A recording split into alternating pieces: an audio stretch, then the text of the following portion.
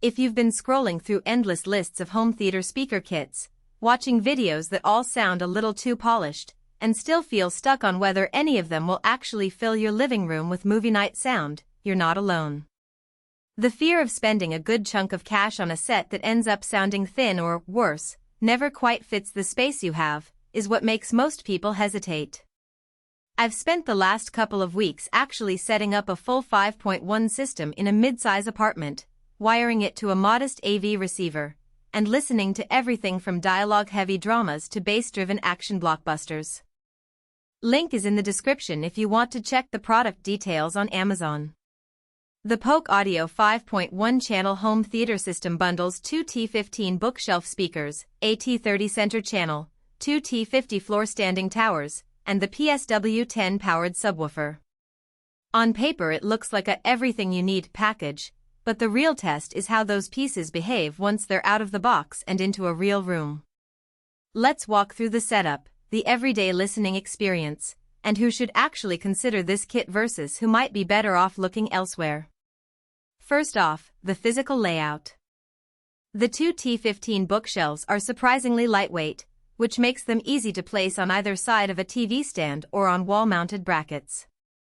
Their 5.25-inch woofers and 0.75-inch tweeters give a decent spread for mid-range content, and because they're not overly bulky, they blend into a standard entertainment center without demanding a dedicated speaker shelf. The T50 towers, on the other hand, are the real workhorses for the left-right channels. Standing about 5 feet tall, they house larger drivers that can throw a broader soundstage across the room. In my apartment, the towers needed a little breathing room about a foot from the side walls to avoid the boomy effect you sometimes get when low frequencies reflect off close surfaces. That's a hidden trade-off. If you live in a very tight space, you may have to compromise on placement or accept a slightly tighter bass response. The center channel, the T30, is the glue that holds dialogue together.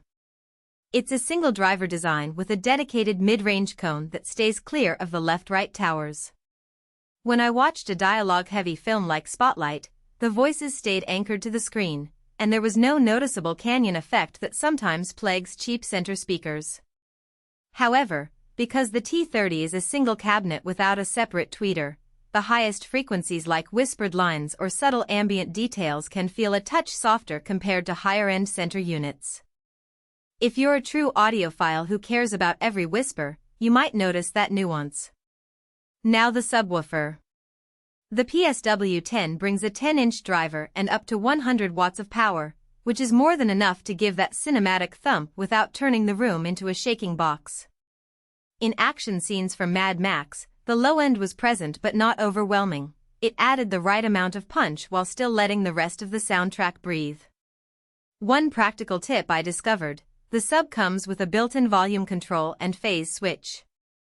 Tuning those while a bass-heavy track is playing helped me align the sub's output with the floor-standing speakers, preventing that double bass feeling that can happen when the sub's wavefront clashes with the main speakers.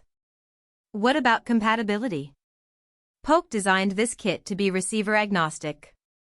All the speakers are standard 8-ohm models, so they'll work with virtually any home theater AV receiver that has a 5.1 pre-out configuration. In my case, I paired them with a mid-range receiver that supports Dolby Atmos, even though the Polk set itself isn't Atmos-enabled.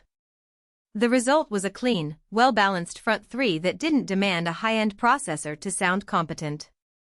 If you already own a receiver, you won't need to buy extra amplifiers or crossovers, just connect the speaker wires and you're good to go. That's where a lot of the value comes from. You avoid the hidden cost of separate components. Who should buy this? If you're setting up a first home theater system in a living room or a larger bedroom, and you want a complete package without hunting down individual speakers, this kit hits a sweet spot.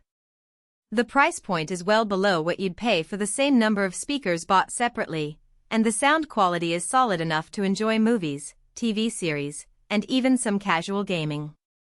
It's also a decent entry for music listening. The T50 towers provide a warm, forward mid-range that works well for rock or pop playlists. On the other hand, if you live in a very small studio apartment where floor-standing speakers would dominate the space, you might feel the T50 towers are overkill. In that scenario, a 2.1 or 3.1 compact system could be more appropriate.